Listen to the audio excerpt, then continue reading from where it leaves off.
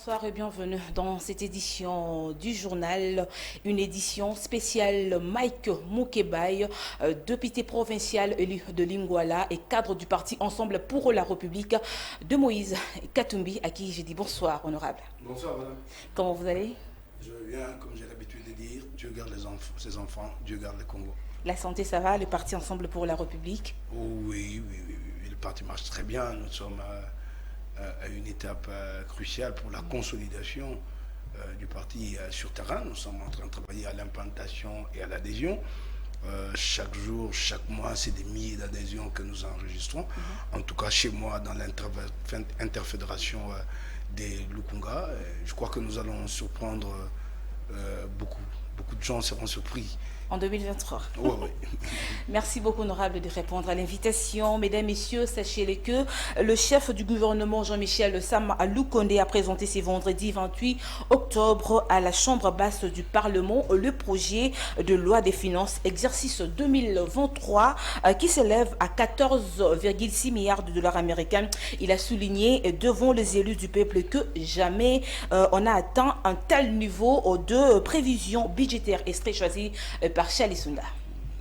L'angle sous lequel chacun regardera ce projet de loi de finances, j'aimerais tout de même, et en toute humilité, relever ici, devant la représentation nationale, autorité budgétaire, que jamais, dans l'histoire récente de notre pays, un gouvernement, avec l'accompagnement du Parlement, n'est allé aussi loin, non seulement dans sa capacité à mobiliser les recettes, mais également dans son aptitude à pouvoir maîtriser le cadre macroéconomique. Il y a encore à peine 4 ans, un homme avait pris le courage d'affirmer qu'il était possible dans notre pays de dépasser un budget équivalent à 10 milliards de dollars américains l'an. Certains parlaient alors d'un projet utopique. Mais grâce à la confiance de ses concitoyens, grâce à la confiance du Parlement de la République, grâce à une vision claire et constante qu'il a su imprimer, ce rêve est devenu aujourd'hui une réalité.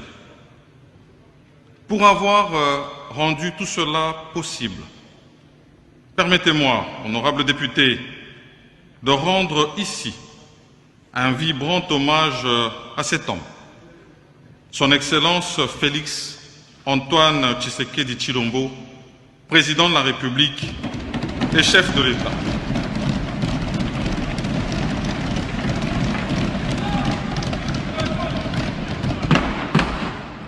Jamais l'on a atteint un tel niveau de prévision budgétaire.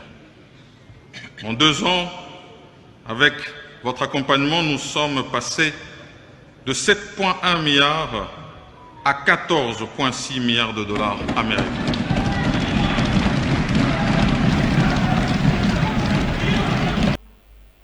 Une brève dans ces journaux, le combat s'est poursuivi entre le FARDC et le AM23 sur plusieurs fronts dans le territoire de Rutshuru, dans le Nord Kivu.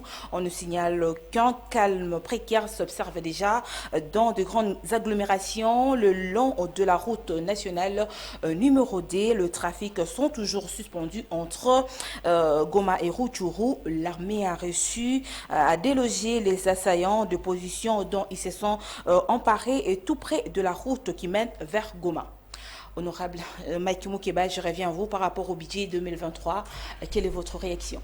Oui, d'abord, j'aimerais bien attendre que l'Assemblée nationale procède à la reddition des comptes pour me rendre compte, si je peux me répéter ainsi, que les prévisions de l'année passée ont été atteintes. Parce qu'il ne s'agit que des prévisions. Ça, c'est la première réserve que j'aimais. Deuxième chose, je crois que quand il parle des 14 milliards, qui dit que c'est un chiffre historique, je crois qu'il ne l'est pas. Il est pour un pays pauvre en progression, mais je crois que d'autres, à leur place, feraient mieux. Si on doit regarder à toute l'hémorragie qu'il y a dans la gestion des finances publiques, il y a lieu de faire plus. Il y a lieu de faire plus. Et quand ils applaudissent qu'il y a des progrès au niveau du budget national, et qu'en est-il? Qu'est-ce qu'il en est au niveau des provinces? Selon vous, il n'y a pas de progrès. Pourquoi ces progrès ne sont pas réalisés aussi au niveau de province? Alors, la question la plus fondamentale, c'est que qu'est-ce qu'ils font de ces 14 milliards ou qu'est-ce qu'ils en feront? C'est-à-dire, vous vous rendrez compte que l'année passée, ils ont dit qu'ils avaient atteint un chiffre record, mais pour autant, rien n'a été amélioré dans les sociales des Congolais. Et pour autant, les prix ont continué à grimper. Il s'agit des équilibres à créer au niveau économique. Si ici, un maillon, lui, ne tient pas, vous avez beau crier que vous passez à 14 milliards, mais ça ne se ressent pas dans la vie du Congolais. Vous augmentez un Congolais à 100 000 francs, ces Congolais-là gagnent 200 000 francs, mais dans l'entretemps, le prix des denrées, des biens de consommation ont grimpé de manière incalculable. Alors, qu'est-ce que vous provoquez dans l'économie du pays? C'est que vous injectez davantage de l'argent sur le marché, parce que vous augmentez les gens, mais que pendant ce temps, il n'y a pas suffisamment de biens de consommation en contrepartie de ce qui est payé et des augmentations opérées. Alors, et au finish, c'est quoi? C'est que vous créez l'inflation, vous l'aggravez. Donc, il ne suffit pas de créer 14 milliards, mais il y a des équilibres à maintenir pour que ces 14 milliards se ressentent dans la vie des Congolais. Vous parlez des 14 milliards. L'année dernière, ils ont parlé, je ne sais pas, des 10 milliards, des 11 milliards. C'est cet exercice budgétaire qui s'achève. Ils ont été... Non. Il y a lieu de faire plus. Et encore que c'est un régime de prédation qui pille les pays. Ils ont été incapables de financer un projet d'à peine 1 milliard de dollars. Les 145 territoires. Ils ne l'ont pas pu financer alors que ces projets étaient budgétisés et qu'ils disaient que c'était le projet phare du gouvernement. Je crois que c'est de la poudre aux yeux.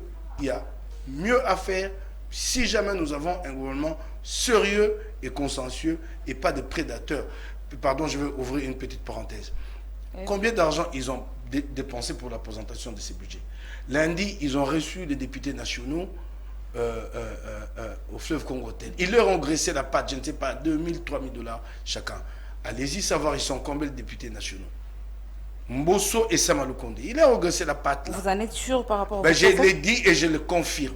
Ils leur ont graissé la patte et Mbosso a pleuré pour dire, monsieur, moi j'avais placé mes espoirs dans les 145 territoires, c'est plus possible ces projets-là, alors faites passer au moins ces budgets ici. Merci tel beaucoup. Que le gouvernement nous les demande. Peut-être que là, nous trouverons une réponse au social. Et je termine par là. Ils en ont dépensé de l'argent lundi pour soudoyer les députés. Comme si ça ne suffisait pas, ils ont organisé des manifestations ces jours au Palais du Peuple. Le Palais du Peuple était envahi par des manifestants. Je ne sais pourquoi. Le Premier ministre vient présenter son budget, vous amenez vos partisans, vous sortez 5 000 $, 5 000 francs à chacun. Mais d'où vient cet argent et pourquoi? Ces liesses-là autour de... Pourquoi ça signifie quoi? Merci, honorable. Le président du mouvement lumumbiste progressiste, Franck Diongo, a présenté devant la presse ce vendredi 28 octobre au siège de son parti dans la commune de Kasavubu le plan de sortie des crises de balkanisation et d'insécurité dans l'est de la RDC qu'il a énoncé en 4 dimensions sur le plan diplomatique, judiciaire, politique et militaire. Reportage de Charlie Sunda et Arnold Massamba. La solution à la crise de balkanisation et d'insécurité de l'Est fait appel à 4 solutions. Première solution, la solution diplomatique. Parce qu'il y a l'intérêt de gestion des minéraux stratégiques et que maintenant, au niveau du complot, l'étendue du complot, la profondeur du complot aujourd'hui, ce n'est pas la MONUSCO qui va donner la solution sur le plan diplomatique. Il faut l'implication, la solution pour les solutions diplomatiques. Ce n'est pas les forces régionales, ce n'est pas l'appui de la diplomatie régionale, sous-régionale. C'est l'implication directe et sincère des États-Unis d'Amérique pour trouver la solution à la crise sur la voie diplomatique. Aussi longtemps que le gouvernement n'impliquera pas directement et sincèrement les États d'Amérique, il n'y aura pas la solution diplomatique. À défaut des États d'Amérique, à ce moment-là, il faut soit chercher les compromis sur les Congo entre la Russie ou les États-Unis, ou alors tourner les temps aux Américains pour prendre les Russes. Il n'y a que ça comme solution diplomatique. Face à cet échec diplomatique, j'accuse le président Tshisekedi et les régimes d'être complices de la désintégration du Congo. Ils doivent éprouver le contraire dans leur politique diplomatique. De la solution militaire, moi je crois à l'armée congolaise. La solution militaire, la solution ne viendra pas de la MONUSCO, ni des forces régionales. La solution viendra de l'armée congolaise. Il n'y a que l'armée congolaise qui va défendre, protéger notre territoire. Aucun étranger n'acceptera d'aller mourir dans les bourbiers congolais. Ceci dit donc, nous avons proposé dans la solution militaire, parce que la solution c'est l'armée congolaise, des facteurs correctifs qu'il faut introduire pour réhabiliter l'armée congolaise dans sa grandeur, notamment le nettoyage de l'armée congolaise, la restructuration de l'armée congolaise, équiper l'armée congolaise, former, renforcer la capacité des différentes de l'armée congolaise, un bon traitement social, le salaire, la logistique de l'armée congolaise. C'est en investissant sincèrement, en combattant les détournements de l'armée congolaise, la corruption de l'armée congolaise, c'est de cette manière-là que nous aurons réhabilité l'armée congolaise dans sa grandeur pour défendre l'intégrité territoriale, nos frontières et protéger les citoyens et leurs biens. Nous avons également une solution juridique. La solution juridique, c'est une approche judiciaire. Au niveau interne, que la justice congolaise fasse des efforts pour traquer tous ceux qui sont concernés comme auteurs d'atrocités, des crimes ou des infractions par rapport à la crise à l'Est. Tous les complices ou les présumés complices, de sorte que les victimes soient réhabilitées. Également au niveau international, l'approche juridique, c'est toujours la solution juridique, l'approche judiciaire. C'est-à-dire que l'État congolais, de nous guider, de nous accompagner, de nous orienter dans ces grands combats. On ne libère pas un peuple se libère. Que nous ne sommes pas pour la vacation du pays, nous sommes pour l'unité du Congo. De cette manière, le ciel va être vrai au monde entier et nous allons récupérer Bunagana. Imaginez-vous par exemple qu'il y a Les États-Unis d'Amérique soutiennent des solutions politiques sur la crise sécuritaire dans le Grand Lac et appellent les forces de défense rwandaises à cesser d'appuyer le M23. C'était lors du Conseil de sécurité des Nations Unies tenu à New York. L'élément de Jocelyne Luanga. La situation sécuritaire et humanitaire qui prévaut à l'est de la RDC a été au cœur de la réunion du Conseil de sécurité des Nations Unies tenu à New York. Les États-Unis soutiennent des solutions politiques sur la crise sécuritaire dans le Grand Lac. Elles appellent les forces de défense rwandaises à cesser d'appuyer le M23. Pour apporter la paix à la région, nous nous félicitons de l'utilisation par l'envoyé spécial de ses bons offices pour générer un appui international au processus de Nairobi. Malgré ces efforts, la situation humanitaire et sécuritaire dans la région des Grands Lacs reste extrêmement préoccupante. Les attaques de groupes armés, y compris le IL, la RDC, Codeco, le M23, ont tué plus de 2000 civils cette année. Cette violence est inacceptable. Les États-Unis appellent les groupes armés à cesser leurs assauts contre les populations les plus vulnérables de la RDC. Nous appelons également les acteurs étatiques à stopper leur appui à ces groupes, y compris les forces de défense rwandaises et leur aide au M23. La MONUSCO reste essentielle pour apporter la paix à l'est de la RDC et la région. Elle mérite notre appui complet. Elles aussi ont connu des pertes alors que la situation sécuritaire se dégrade, y compris la mort d'un soldat de la paix pakistanais le mois dernier dans une terrible attaque. Nous apportons nos condoléances à la mission au Pakistan et aux familles des soldats de la paix. Les discours anti-MONUSCO augmente les risques déjà importants pour les soldats de la paix. Nous sommes préoccupés par les appels à son retrait immédiat. Nous exhortons la RDC à travailler avec la MONUSCO. Albert Moleka, acteur politique, soutient la position des États-Unis sur la crise sécuritaire dans l'est de la RDC et demande au gouvernement congolais à constituer les forces armées à la hauteur de la tâche de préserver la souveraineté du pays. On l'écoute. La déclaration du représentant des États-Unis aux Nations Unies a aussi demandé que l'effort soit fait au niveau politique et que la paix dans les grands lacs, et donc la paix au Congo, ne sera pas le résultat de la guerre, mais qu'il faut une volonté politique pour des solutions politiques. Et c'est ce que le secrétaire d'État américain, Anthony Blinken, était de passage ici, il avait stigmatisé le soutien des forces militaires rwandaises M23, comme il avait stigmatisé l'alliance militaire entre les FARDC et les FDLR dans ce conflit. Et que les deux côtés devaient faire un effort détaché de ces liens. Il faut rechercher la paix. Il faut rechercher la paix. Et à mon sens, les conseils de nos amis de toute la communauté internationale, qui est de dialoguer avec l'Ouganda et le Rwanda en particulier, c'est la solution politique à rechercher, qui n'exclut pas notre responsabilité de nous constituer des forces armées à la hauteur de leur tâche de préserver la souveraineté de notre pays et l'intégrité de notre territoire. L'un ne va pas sans l'autre. Honorable Mike Moukebaye, je reviens à vous. Que pensez-vous sur les États-Unis, les réactions par rapport à la situation dans l'Est de la RDC? Bon, je peux applaudir pour cette position, mais elle ne va rien changer sur le terrain. La réalité sur le terrain est tout autre.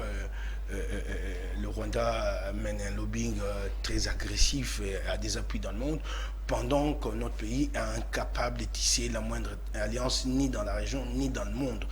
Donc j'ai beaucoup aimé la position de Frank Diongo quand il parle de la perspective d'une alliance stratégique avec les États-Unis. J'ai toujours pensé que la façon de renforcer notre pays, c'est de construire une alliance stratégique avec l'un des 5 membres, au moins l'un des 5 membres permanents du Conseil de sécurité. La France nous avait tendu la main à l'époque.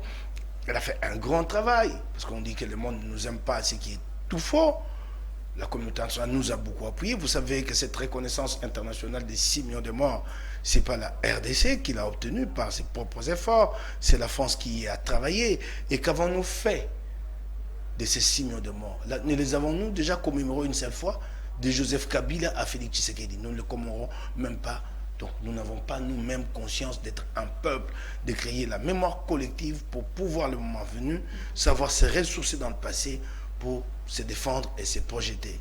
Il faut y travailler. Les États-Unis, là, il n'y a pas très longtemps, nous ont tendu une passerelle avec le partenariat stratégique qu'ils nous avaient proposé et conclu avec Félix Tshisekedi.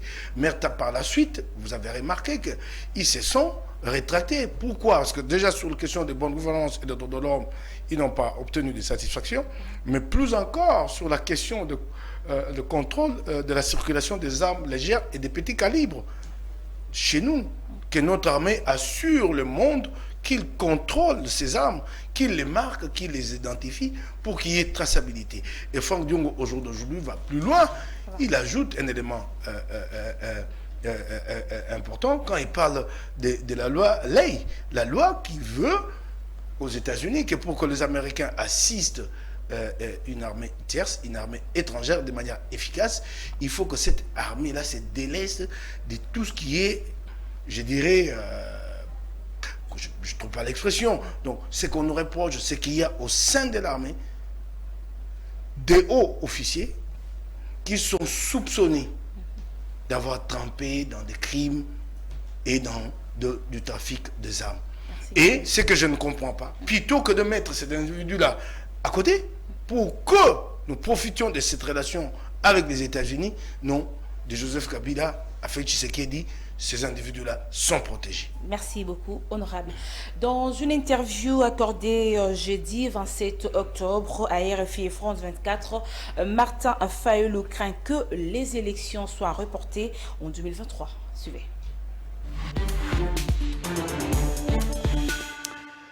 Bonjour et bienvenue sur France 24 et sur Radio France Internationale. Nous recevons aujourd'hui Martin Fayulu, le dire, dans l'Est de la RDC. On voit qu'il y a des violences qui continuent, les accusations mutuelles d'escalade militaire entre la RDC, le Rwanda. Le président Tshisekedi, à la tribune des Nations Unies, a dénoncé sans détour l'agression militaire directe du Rwanda. Les accords bilatéraux ont été suspendus.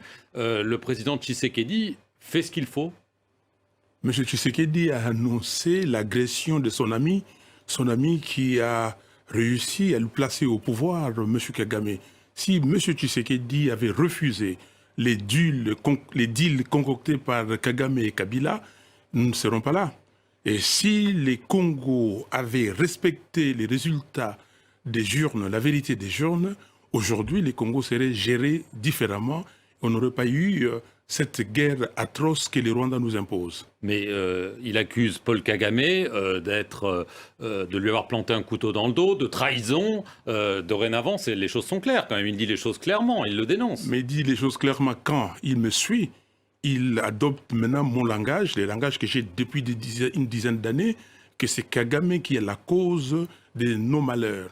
Et aujourd'hui, parce qu'il ne peut rien faire, c'est ce qu'on appelle la sissiparité. Ils sont ensemble, mais ils font à ce que le peuple dit. Parce que le peuple ne veut pas de cette guerre, le peuple ne veut pas de cette agression, le peuple ne veut pas de cette violence. Et Tshisekedi n'a pas d'autre choix que de suivre le peuple. Alors, de façon très concrète, est-ce qu'il faut rompre les relations diplomatiques avec le Rwanda, oui ou non? Mais tout à fait. La première chose, et je l'ai dit et je le répète, on devait renvoyer l'ambassadeur rwandais à Kinshasa et rappeler notre ambassadeur à Kigali, rompre les relations diplomatiques, porter l'affaire à l'Union africaine et aux Nations unies. Très clairement. La solution qui est prônée dans l'est de votre pays par la communauté internationale et par Félix Tshisekedi, c'est le déploiement d'une force des pays d'Afrique de l'Est, notamment le Kenya, le Burundi, l'Ouganda. Est-ce que ce ne serait pas quand même une bonne solution? Non, ce n'est pas une bonne solution. Les Congo n'est pas dans l'Afrique de l'Est. Et ça, c'est M. Kagame qui a amené M. Félix Tshisekedi dans cette affaire pour l'avoir davantage, pour balkaniser maintenant économiquement les Congos. Le Rwanda ne serait pas dans cette force multinationale. Mais tout à fait, mais le Rwanda y est parce que c'est le Rwanda qui est dans le renseignement. Vous savez bien que dans les opérations militaires, les renseignements, c'est la clé. Donc le Rwanda y sera. Le Rwanda y sera. Donc pour nous, Eastern African Community, ce n'est pas notre affaire. Le Congo doit renforcer son armée, entraîner son armée, équiper son armée, et avec la volonté des Congolaises et des Congolais, nous allons gagner cette guerre. Et si nous voulons un renfort, c'est que nous devons nous adresser aux pays partenaires, les vrais du Congo, pour combattre l'agression. Mais en attendant le renforcement... Mike Moukeba, sur le propos de Martin Fayulu. Oui, je ne suis pas d'accord avec Martin Fayulu. Pourquoi? Notamment son approche quand il dit que la cause de nos malheurs, c'est le Rwanda. Au jour d'aujourd'hui, et ça c'est les pièges dans lesquels Félix Tshisekedi nous entraîne quasiment tous, c'est de nous présenter le Rwanda comme la cause principale de l'instabilité à l'Est. Or, l'instabilité à l'Est ne se réduit pas à la présence de M23. Il y a 10 mois, les M23 n'étaient pas présents sur le sol congolais. Ce n'est pas pour autant que nos compatriotes de l'Est vivaient en paix. Donc il faut prendre le problème globalement. Il part des Luturi avec la présence d'une dizaine ou d'une vingtaine de groupes armés, dans le nord Kivu, une quarantaine de groupes armés, dans le sud Kivu, une soixantaine, et dans les Tanganyika. Si le Rwanda est à considérer comme la cause de nos malheurs, et alors comment expliquer ces 2000 civils tués cette année, comme j'ai entendu le représentant des États-Unis l'évoquer? 2000 dans la partie Uturi. Comment expliquer la présence de l'armée burundaise? Il y a un problème. Même la cohabitation entre différentes communautés, elle n'est pas aisée. Nos compatriotes Balamunyenge sont au jour d'aujourd'hui obligés de s'organiser en milice d'autodéfense pour se protéger contre les Bafuliro et les autres. Le problème est beaucoup plus complexe. Et encore, à mon point de vue, ça peut-être en seront irrités, à mon point de vue, l'interlocuteur rwandais est un État et donc connu. Vous pouvez vous asseoir à une table et discuter. Les conflits les plus insidieux, les plus perfides de l'Est, c'est face aux ADF. qui ne sont pas identifiés et identifiables, qui surgissent, qui frappent et disparaissent dans la nature. C'est très complexe à combattre. Merci beaucoup, honorable. Alors, suite au propos de Martin Fayulu sur France 24 et RFI, à l'Union sacrée de la Nation, l'un de ses communicateurs, Maître Pichou Malouka Zadi, qualifie de non réfléchi le propos de Martin Fayulu sur la transition sans Félix Tshisekedi, car il a interprété mal l'article 75 de la Constitution. C'est vraiment du bourriquisme et de la pétrisme exagéré à charge de faiblard M. Martin Fayulu, qui se démontre aujourd'hui à l'opinion nationale et internationale qu'il doit apprendre. Donc il a manqué cette formation auprès de SANS. Aujourd'hui, la personne qu'on sous-attend gérer cette grande république qui ne maîtrise pas encore la Constitution et sur laquelle il doit illustrer l'article 75 qui stipule qu'en cas de vacances pour cause de décès et de démission ou pour toute autre cause d'empêchement définitif, les fonctions de président de la République, à l'exception de celles mentionnées aux articles 78, 81 et 82, sont provisoirement exercées par le président du Sénat. Que tout le courrier, parce que derrière lui ce n'est que 2 courriers, et une personne qui n'a pas encore maîtrisé avoir 150 membres auxquels en 2023 les élections, il doit aller comprendre et examiner bien la Constitution dont il veut être sous-entendre garant de cette Constitution. Au peuple congolais, il est grand temps. 2023 les élections, les chefs de l'État déterminés, rien que pour le respect de la Constitution. Avec nous, il n'y a pas question de consensus, il n'y a pas question de dialogue, il n'y a pas question de glissement. Préparez vos QG parce que 2023 les élections. Et nous espérons qu'il n'y a pas un candidat face à Félix Tshisekedi. De suite de bonnes réalisations aujourd'hui, quand nous voyons aujourd'hui avec les 47% de salaire augmenté, fonctionnaires civils que militaires, quand nous sommes en train de subir des routes en béton organisées par l'OVD dirigées par Victor Toumba-Tchikela, quand nous sommes en train de démontrer la gratuité de l'enseignement aujourd'hui, qu'est-ce qu'il faut encore dire? Et voilà encore avec la diplomatie agissante, aujourd'hui, l'ONU est net et confirme que c'est le Rwanda qui agresse la République démocratique du Congo. Voilà la confiance à la population congolaise, au chef de l'État pour le 2e mandat. Et puis de l'autre côté, Doudou Idoula, analyste politique, parle de l'utopie et de l'enfantillage. On l'écoute. Il lui appartient de voir, d'analyser, de décider aussi, même s'il est prévu par la loi que nous devons organiser des élections tous les 5 ans. Et par rapport aux conditions actuelles, si nous sommes en mesure d'organiser des bonnes élections crédibles et continuer à garder la sérénité de la nation. Il ne faut pas organiser des élections pour les élections. Et dire que les élections, la transition va se passer sans Félix Tshisekedi, c'est de l'enfantillage, c'est de l'utopie. Tshisekedi ici, avec toute la classe politique, il s'avère qu'il n'est pas des élections. On va appeler la classe politique pour dire comment allons-nous nous comporter. Parce que nous sommes en dépassement de délai. Quelles sont les institutions que nous pouvons faire tomber afin de sauvegarder l'argent du pays? Parce qu'il y a des institutions qui sont budgétivores. Mais dire que ça va se passer sans Félix Tshisekedi, ça se fera comment? La Constitution dit que jusqu'à l'installation du prochain président élu, on va changer le chef de l'État. Moi, par contre, dans ma formulation, j'ai dit on peut donner une transition de 5 ans au président qui est déjà élu, qu'il organise des élections dans les 5 ans, qu'il réorganise le pays, mais que lui ne soit pas candidat aux prochaines élections, afin qu'il ne soit pas jugé parti. Là, c'est réfléchi. Vous comprenez? Donc Fayulu, il ne lui appartient pas de décider qu'il n'y aura pas Félix. C'est pas lui qui va l'enlever. Mike Moukeba, vous avez suivi les réactions des analystes politiques. Que pensez-vous par rapport à leurs propos? Oui, vous les appelez analystes politiques, et encore que là, quand vous me posez la question sur ces individus que j'ai vus, en fait, vous voulez que je leur fasse l'honneur de réagir sur ça, de propos décousus, là, complètement décousus. Mais bon, puisque vous me posez la question, je suis bien obligé de répondre.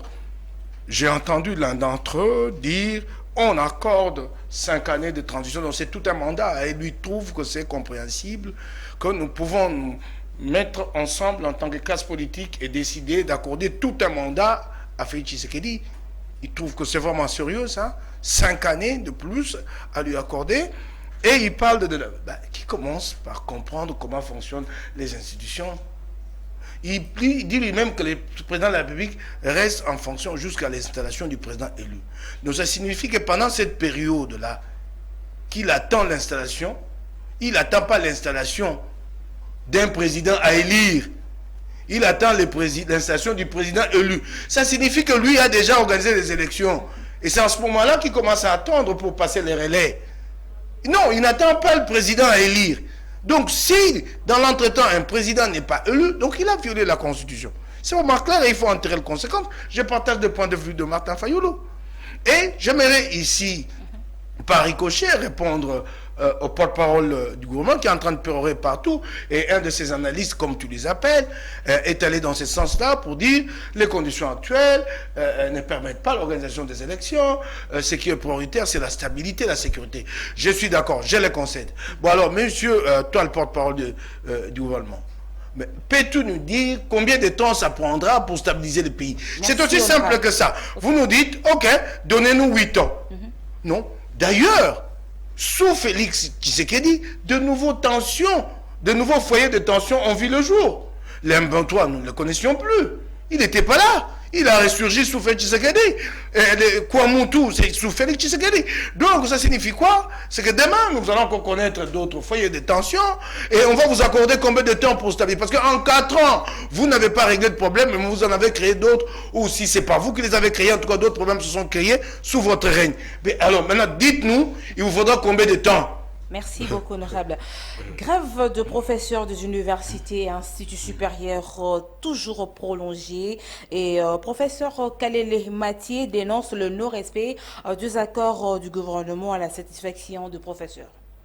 Suite à la grève de professeurs des universités et instituts supérieurs du Congo qui n'a pas une solution adéquate, professeur Mathieu Kalele fixe l'opinion quant à ces. Les étudiants ont des raisons de s'inquiéter. Ils ont déjà perdu au moins 3 mois parce que le gouvernement n'a pas donné satisfaction à ses promesses. Lesquelles promesses concernent l'amélioration de la situation salariale des professeurs d'après les accords signés entre la délégation de la PUCIN et la délégation gouvernementale. La semaine passée, les étudiants voulaient marcher. Ils avaient déjà tout apprêté pour une marche de protestation en signe de pression sur le gouvernement. Le gouvernement a dit patienter la semaine prochaine, c'est-à-dire la semaine qui est en train de s'achever. Demain, c'est la fin de la semaine, de samedi. Rien n'a été fait. Je crains beaucoup que la semaine prochaine, les étudiants reviennent à la charge avec leur marche de protestation. Après l'annonce médiatique de Martin Fayulu sur les élections, le professeur Mathieu Kalele demande au gouvernement de respecter le délai constitutionnel. Martin Fayulu n'invente pas le délai des élections. Il dit que la Constitution doit être respectée. Madame, ces choses-là ne devraient même pas se discuter. Vous voyez comment s'organisent les élections aux États-Unis. On sait que telle date du mois, on fera les élections. En France, c'est la même chose. C'est des dates fixées, archivées. Même la durée des interventions ce jour-là, c'est fixé. Ici, nous avons déjà fait 3 fois les élections. C'est la 4e fois que nous allons faire. Pourquoi on veut recommencer toujours à zéro? Il faut respecter ce délai-là. Une élection se prépare pendant 4 ans. Dès que vous avez... Grève de professeurs des universités, les étudiants de l'Université pédagogique nationale UPN en stage sur les installations de Perfect Télévision appellent le gouvernement à sauver l'année académique en cours. Suite aux grèves de professeurs d'université qui persistent toujours, les étudiants appellent le gouvernement à sauver l'année académique 2021-2022. La grève persiste toujours et c'était déjà déclenché depuis le 22 septembre. Et ça persiste toujours, nous n'avons pas l'accès aux cours. Mais le souci est que nos aînés qui vont défendre et qui vont soutenir la thèse de mémoire. Il y a assez de retard accumulé. Pour nous, c'est déjà quelque chose qui n'est pas la bienvenue parce qu'il y a les examens qui approchent et malgré, il y a certains d'autres qui sont dans des stages. Voilà, ça nous inquiète un peu beaucoup. On demande toujours aux autorités compétentes et la PICO de faire en quelque sorte, d'élever la grève initiée depuis le 22 septembre et pour qu'on puisse avancer avec les activités étudiantiles. Et nous demandons aux autorités aussi d'élever la grève et de régulariser certains acquis par rapport à l'ère des IRATA et aux livraisons de véhicules que les professeurs avaient demandé. Voilà. Je dirais que la grève persiste jusqu'à présent. Nous, les étudiants, nous faisons face à de nombreuses crises dont nous ne pouvons pas accéder aux cours. En tant qu'étudiants, nous avons répondu à ce que l'université nous a demandé. Je citerai que le paiement de frais d'enrôlement, mais jusqu'à présent, la grève n'est toujours pas à la hauteur. Les professeurs ne donnent pas cours comme il se doit et puis cela nous crée de perturbations à ce que la matière soit diffusée. Quel avenir si on n'a pas un enseignement de bonne qualité à ces grèves? Non, parce que c'est une situation qui... Les femmes de la dynamique de femmes pour le changement, section Ngaba, ont été formées sous la houlette de l'interfédéral des Ensemble pour la République Papi Mwenze sur la préparation du Lekae dans le cadre de l'entrepreneuriat féminin et pour l'autonomisation de la femme. Jocelyne Longuelison-Kessi.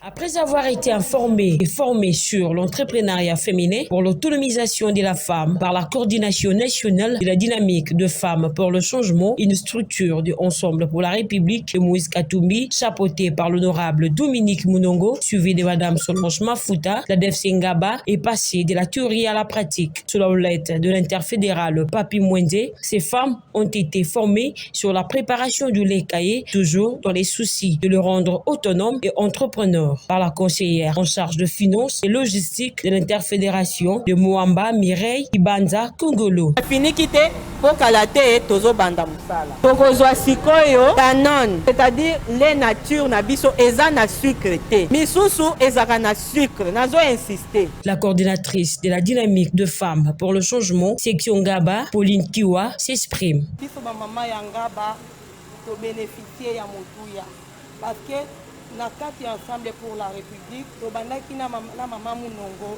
Dominique et na adjointe na mama Solange bapesaki biso formation ya autonomisation de la femme balakisa to comment mwasi akomi en charge e basukaki wana te bamettre na bozindo kolakisa biso. Quelques femmes ont livré leurs impressions.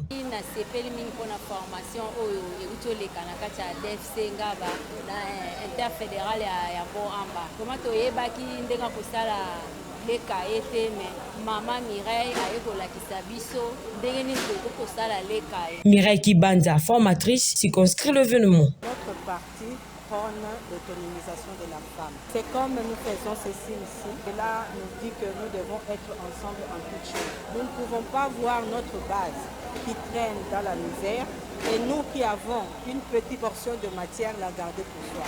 C'est ainsi que nous nous sommes dit, ensemble avec notre président fédéral, le président Papi Mwenze, qui a eu l'initiative au travers de la dynamique des femmes Ngaba de pouvoir parler aux mamans pour que la maman se prenne en charge. Que la maman apprenne un métier noble qui pourra l'aider dans son futur, dans son ménage et pourquoi pas dans la société. Notons que, en dehors de cette formation, ces femmes de la DEFC Ngaba ont été informées sur les cancers des seins. De l'autre côté, on a inversé. On a sali le sous même chose. Honorable Mike Moukebaye, on va parler juste quelques minutes. Est-ce Ensemble pour la République, vous êtes toujours à l'Union sacrée? Mais je me demande, madame, pourquoi les journalistes continuent à me poser cette question? Quand devant vous, vous voyez une trentaine, une quarantaine de députés nationaux fichés ensemble pour le changement, qui prennent la parole en public et disent quittez Moïse Katumbi pour faire allégeance à Félix Tshisekedi, mais ça vous dit quoi que nous sommes encore ensemble? Il est dit sur la place publique qu'ils tournent le dos à Katumbi et qu'eux rallient Félix Tshisekedi. C'est bien clair, madame. ceux qui sont là-dedans les sont pour leurs intérêts personnels. J'insiste. Moïse Katumbi leurs n'est pas intérêts dedans. personnels. Moïse Pas du Katumbi tout. n'est pas dedans. Pas du tout. Il doit faire. Pourquoi pas faire un communiqué pour dire que moi, Moïse Katumbi, Puisque je vous fais plus insistez, partie de puisque l'Union sacrée. vous insistez, cela viendra. Je vous le garantis, cela Avant viendra. les élections, Puisque bien après vous les insistez, madame, tu ne peux pas intervenir après les élections, sinon ça n'aura aucun sens. Il va les faire. Nous allons aligner des candidats à tous les niveaux, dont nous avons besoin, nous, de nous déterminer avant le scrutin. Et c'est clair, madame, ça va venir. Nous ne pouvons pas cheminer avec ces gens qui ont lamentablement échoué. Et vous savez dans quelles conditions ils ont échoué suite à l'unilatéralisme de Félix Tshisekedi, qui n'a pas voulu. Alors, c'est ce que Katumbi avait toujours demandé, le cahier des charges, et par la suite un cadre de concertation. Félix Tshisekedi n'en a jamais voulu. Donc, il a géré l'Union sacrée de manière unilatérale. Il assumera ces bilans-là avec les siens, pas nous. Ceux d'entre nous qui sont là-dedans, je leur demande d'être sincères avec le peuple congolais, que s'ils y vont jusqu'au bout, qu'ils assument l'étendard Union sacrée lors des élections. Je connais les politiques congolais, ils ont déjà fait ces coups-là à Kabila, ils vont le faire cette fois-ci. Ah là, ils restent sur la ligne sacrée, et le moment venu, lors du scrutin, ils n'affichent plus les couleurs de l'Union sacrée. Pourquoi Moïse Katumbi joue de l'hypocrisie envers Félix Tshisekedi? Vous allez parler de l'hypocrisie de Moïse Katumbi à l'endroit de Félix Tshisekedi? Oui. Madame, c'est comme si vous n'avez jamais suivi les propos de Christophe Lutundula.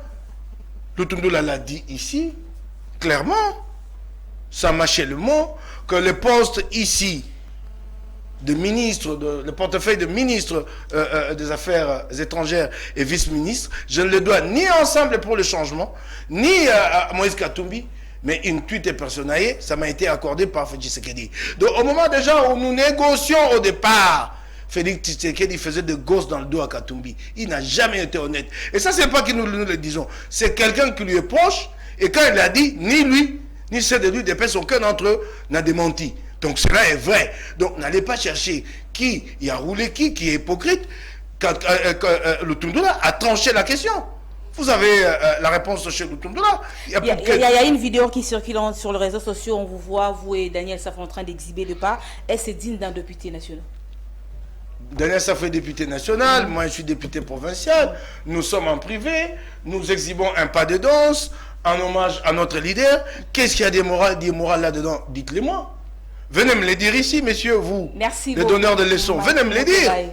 Venez me le dire ici. Merci beaucoup, Mike Moukeba. Je rappelle que vous êtes député provincial élu de la commune de Lingwala et cadre de Ensemble pour la République. Merci de répondre à toutes mes questions. Merci beaucoup. Précisément, je suis le patron, dont le coordonnateur de l'interfédération Lukunga Ensemble pour la République, qui est différent d'Ensemble pour le changement.